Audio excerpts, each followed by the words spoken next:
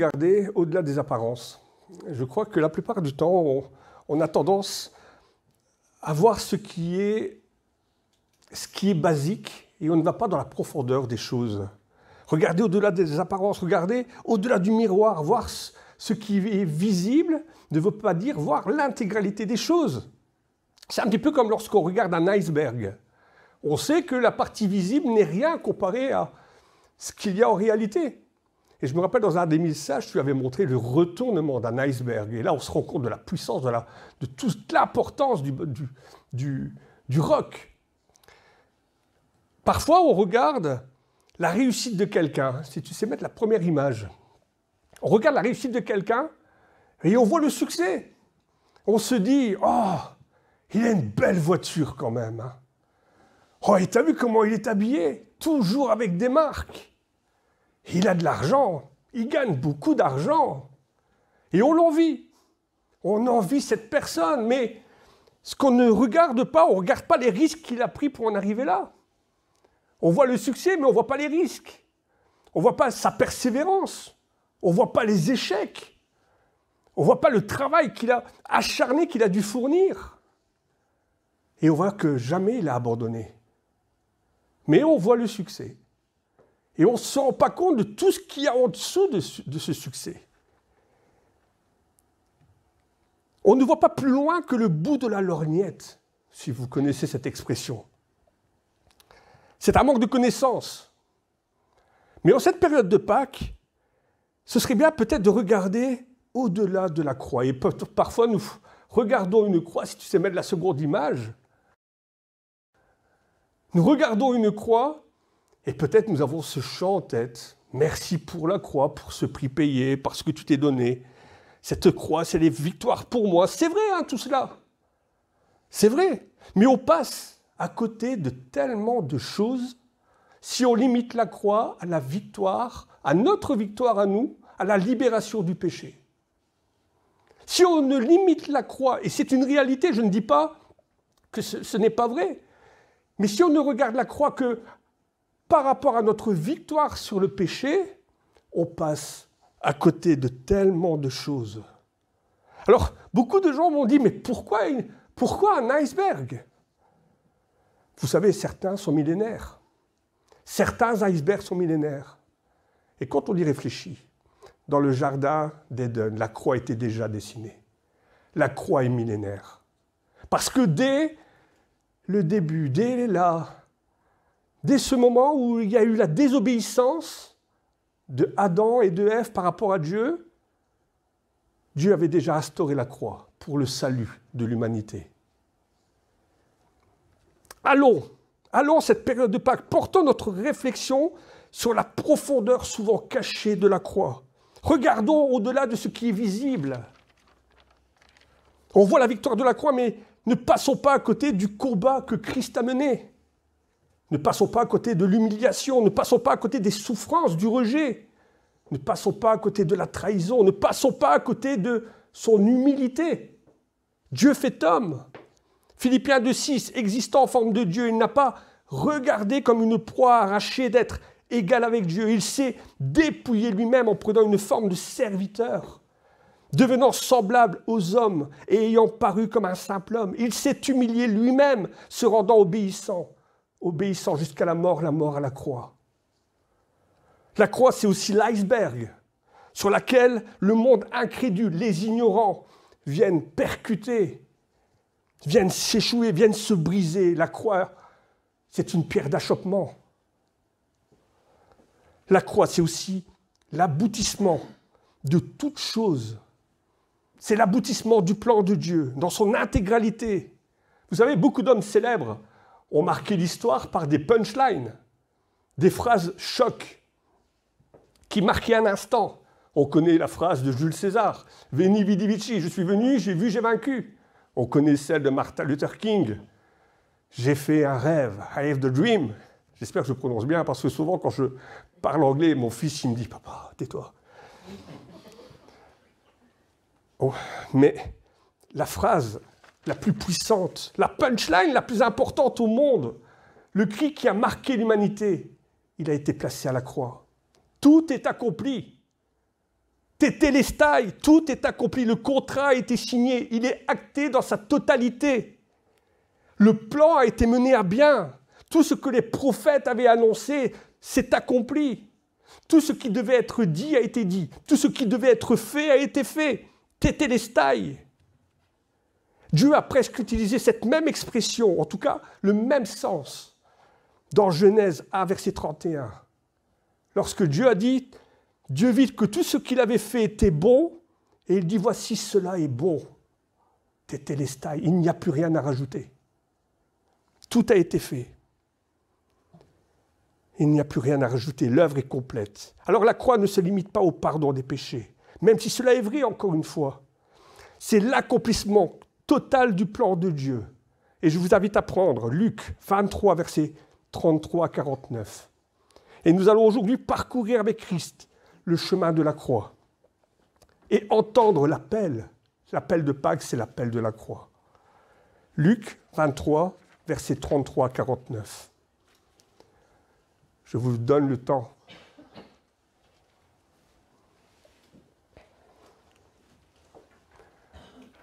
Lorsqu'ils furent arrivés à l'endroit appelé le crâne, ils le crucifièrent là, ainsi que les deux malfaiteurs, l'un à droite, l'autre à gauche.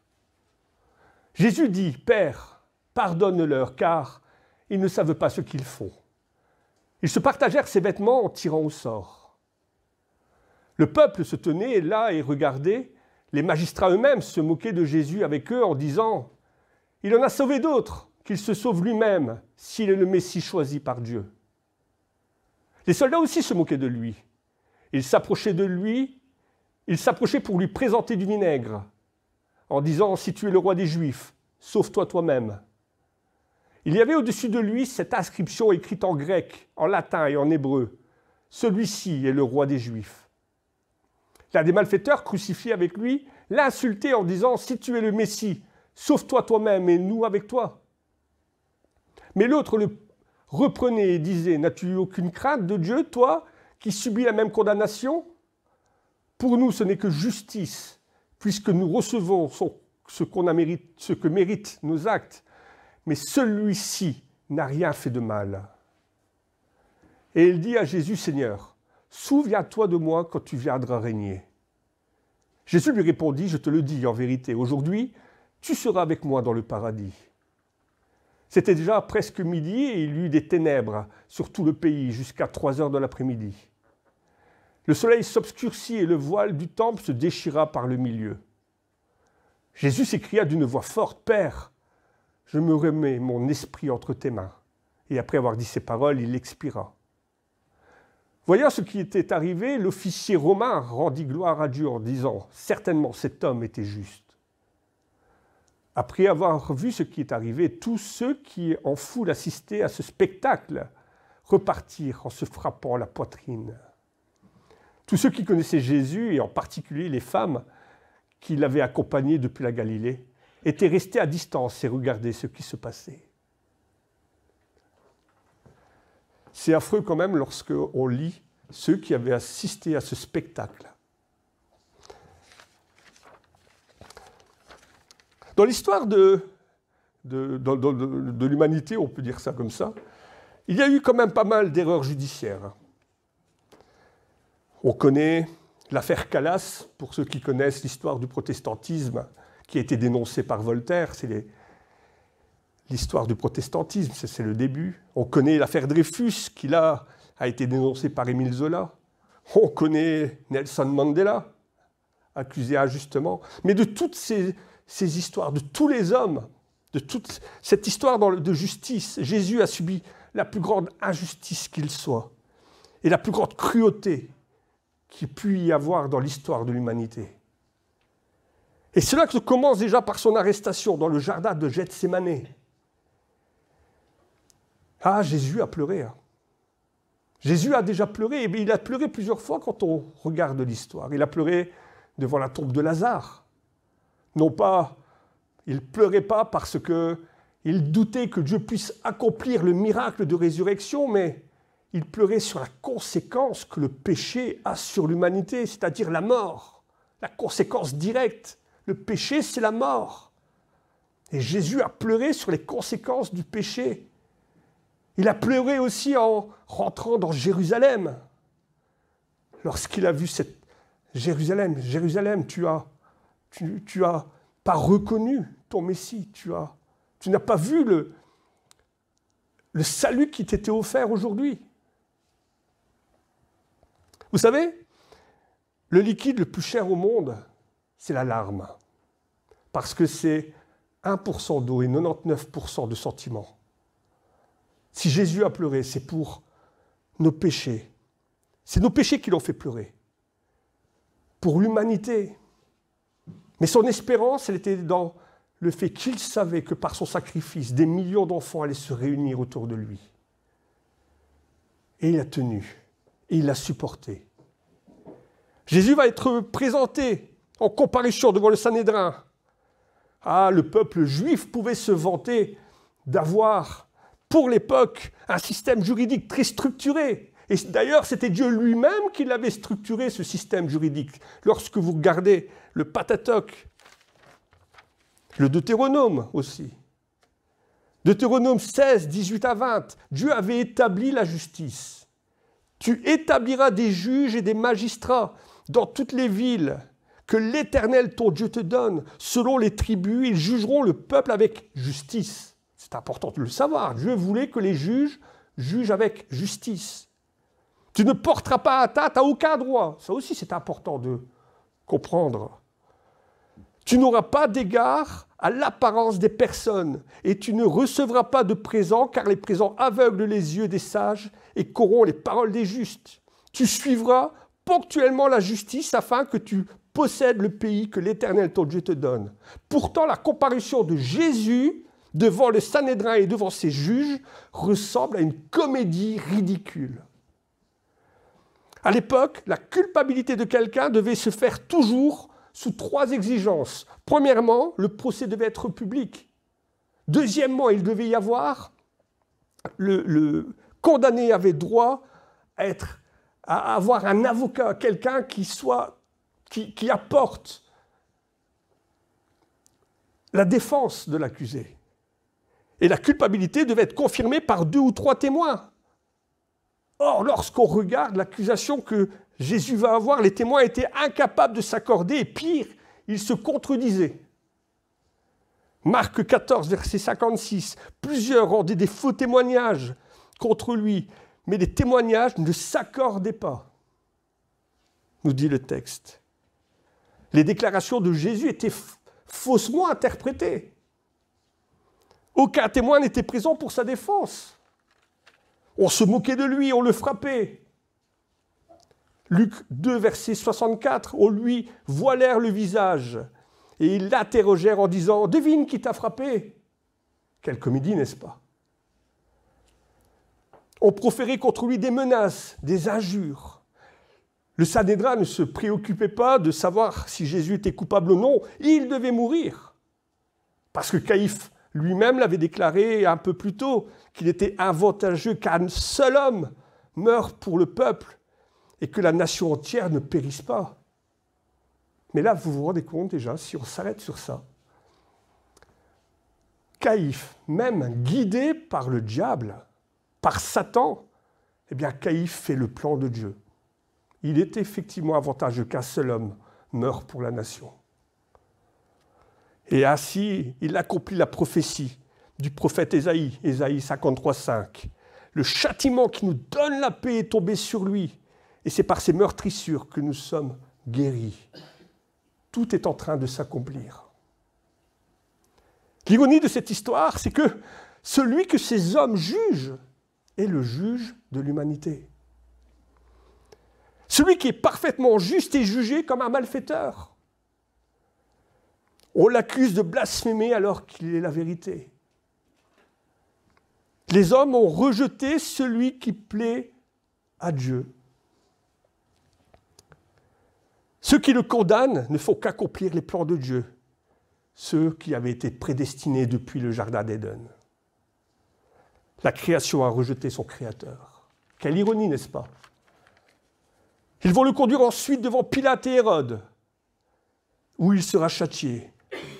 Et au choix de la foule, c'est Barabbas qui sera choisi. La foule réclame la crucifixion, elle s'agite. C'est un spectacle qu'il ne faut surtout pas, manquer. Elle est assoiffée de sang. Nous l'avons lu, c'est un spectacle. La crucifixion est un spectacle. Parce que pour le peuple, l'idée d'un Messie crucifié, elle est absurde, c'est ridicule. Ils veulent voir un couronnement, ils ne veulent pas voir une crucifixion. Ils veulent un roi conquérant, capable de libérer et de détruire les ennemis d'Israël. Mais pas une crucifixion, par pitié. Lui, le Messie. La croix est une folie pour Israël, mais 1 Corinthiens 1,18, la prédication de la croix est une folie pour ceux qui périssent, mais pour nous qui sommes sauvés, c'est la puissance de Dieu. La croix, c'est la puissance de Dieu. La croix, c'est cette pierre d'achoppement pour ceux qui doutent. C'est cet iceberg sur lequel vient s'écraser le monde. Ils voulaient crucifier Jésus pour prouver qu'il n'était pas le Messie. Mais au lieu de prouver qu'il n'était pas le Messie, cette croix a prouvé qu'il est le Messie. Accomplissant ainsi la prophétie de Zacharie, Zacharie 12, 10. Je répandrai sur la maison de David et sur les habitants de Jérusalem un esprit de grâce et de supplication. Ils tourneront le regard vers moi, celui qu'ils ont percé. Ils pleureront sur lui comme on pleure sur un fils unique. Ils pleureront amèrement sur lui comme on pleure sur un premier-né. Tout est en train de s'accomplir. Ah, les deux autres hommes seront crucifiés aussi ce jour-là. Mais pour se moquer de Jésus, les soldats, on lui passe une cape rouge qui doit irriter les plaies. On met sur sa tête une couronne d'épines. On frappe, on crache sur lui, on lui donne un bâton de bambou. Pour l'humilier encore plus, on arrive au lieu de Golgotha, scène finale, l'acte ultime où le péché règne. Et le péché le blasphème. Car sa crucifixion est une agonie lente. Mais là encore, la croix accomplit cette prophétie de David que vous connaissez. Psaume 22, versets 17 à 19. Mon Dieu, pourquoi m'as-tu abandonné? Et t'éloignes-tu sans secourir, sans écouter mes plaintes? Versets 19 et 17-19, des chiens m'entourent, une bande de scélérats rôde autour de moi. Ils ont percé mes mains et mes pieds. Je pourrais compter tous mes os. Eux, ils observent et ils regardent. Ils partagent mes vêtements, ils tirent au sort ma tunique. Tout est en train de s'accomplir. C'est impressionnant qu'on prend cette ligne rouge, ce fil rouge de la Bible, du début à la fin, de quelle manière toutes les prophéties qui ont été dites, tout ce que Jésus a annoncé, tout est en train de s'accomplir. Sur la croix, humiliation ultime, une inscription, celui-là est le roi des Juifs. Mais remarquez une chose, sur cette croix, Jésus est nu. Jésus est nu, mais il est nu à la place des pécheurs afin qu'un jour nous puissions être revêtus de justice. Il est jugé par Dieu pour qu'un jour nous soyons graciés. Il a été condamné à ma place. Il a expié mon péché. Accomplissant presque, là aussi, une loi du code pénal qui est toujours d'actualité aujourd'hui. Not bis idem. Personne ne peut être jugé 2 fois pour le même crime. C'est toujours d'actualité, hein. Personne ne peut être jugé 2 fois pour le même crime. Not bis idem. Jésus a pris mon péché, la sanction est tombée, le jugement est tombé, je suis libéré, je suis gracié. Et il est mon avocat. Il est nu afin qu'un jour je puisse être revêtu de justice. Au milieu des railleries, que se passe-t-il? On se moque de lui, on l'insulte. Si tu es le roi des Juifs, sauve-toi. Sauve-toi toi-même, toi qui as sauvé des gens. Comment aurions-nous réagi? Oh, avec mon caractère, je pense que j'en aurais injurié quelques-uns quand même, hein, je pense. Lui, non. Lui, non. Père, pardonne-leur car ils ne savent pas ce qu'ils font. Quel sauveur merveilleux je possède, n'est-ce pas? 1 Pierre 2,23, lui qui injuriait ne rendait point d'injure, maltraité ne faisait point de menace, mais s'en remettait à celui qui juge justement. Remarquez encore une chose, on se moque de Jésus parce qu'il ne peut se sauver lui-même, mais là, pourtant, sur la croix, il continue de sauver les gens. À l'image de ce brigand crucifié à côté de lui, il est l'exemple type de celui qui confesse sa culpabilité. Il reconnaît qu'il n'a rien à offrir. Ma sentence, elle est logique, mais lui n'a rien fait. Humblement, il demande pardon. Souviens-toi de moi quand tu seras dans ton règne. C'est la complainte, c'est la plainte d'un pécheur brisé, pénitent. Et la réponse de Jésus, elle est stupéfiante. Parce que sa restauration, elle va être complète. Et il sera avec lui dans son paradis. Il est l'exemple même du salut par la grâce. Parce que ce brigand qui a mené une vie, on ne sait pas ce qu'il a fait, mais il a mené une vie de péché, il a été jugé, il a été crucifié, il n'a donc pas eu le temps d'accomplir de bonnes œuvres, il est sauvé par grâce. L'exemple même du sauvé par grâce. Et à ce moment-là, il y eut des ténèbres. La terre, le soleil s'obscurcit et le voile du temple se déchira par le milieu. Alors les scientifiques ont cherché, il s'agit peut-être certainement d'une éclipse. Parfois, faussement, dans nos assemblées, nous disons que Dieu s'est retiré pour laisser, pour abandonner Jésus tel qu'il est écrit. Mon Dieu, pourquoi m'as-tu abandonné? Certains disent que Dieu s'est retiré. Certains disent aussi que c'est le diable. C'est l'heure du diable. Le diable se déchaîne sur Jésus. Mais le diable n'a pas le pouvoir de se déchaîner sur Jésus.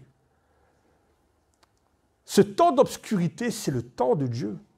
Dieu est pleinement présent dans sa colère, dans sa fureur, tel qu'il est écrit par le prophète Amos. Amos 5, verset 20. Le jour de l'Éternel n'est-il pas ténèbres et non lumière? N'est-il pas obscur et sans éclat? Dieu déchaîne sa colère contre le péché de tous ceux qui se seront sauvés en Jésus-Christ, son Fils. Dieu déchaîne sa colère sur son propre Fils, afin que le péché puisse être anéanti, que la culpabilité, que la sentence puisse être déposée. Tout est en train de s'accomplir. Et soudain, le voile se déchire. Et il se déchire juste au moment où les sacrificateurs achèvent le sacrifice des agneaux pour Pâques. Jésus meurt au même moment où les sacrificateurs achèvent le sacrifice des agneaux pour Pâques. Dieu déchire le voile qui sépare le lieu saint du lieu très saint. L'expiation est complète. L'accès à Dieu est maintenant ouvert. Tétélestai, c'est une nouvelle alliance. Elle est ratifiée. Pessa, le passage est ouvert. De même que les eaux se sont ouvertes pour laisser traverser le peuple hébreu, le voile est déchiré. Nous pouvons traverser et nous pouvons rentrer dans la présence de Dieu. Il accomplit pleinement les textes. Cette déchirure symbolise le passage de l'esclavage du péché à la liberté en Christ. Christ, notre Pâque. Tout est accompli, l'œuvre de la rédemption est terminée. Jésus a donné volontairement sa vie. Personne ne prend ma vie, je la donne aujourd'hui. Père, dira-t-il, je remets mon esprit entre tes mains. Alors certains sont sous le choc, certains sont accablés. Ils s'éloignent de la croix, ils ne comprennent pas. Cette histoire ne devait pas se terminer comme ça. Mais la résurrection du Seigneur changera leur vie à jamais. C'est c'est une détonation dans l'humanité. L'histoire est en marche, elle ne va pas s'arrêter. Ça ne changera jamais leur vie. Il est le premier-né d'entre les morts, il est ressuscité. Vraiment ressuscité, et avec nous. Et nous avec lui. 1 Corinthiens 15, verset 55. Ô mort, où est ta victoire? Ô mort, où est ton aiguillon?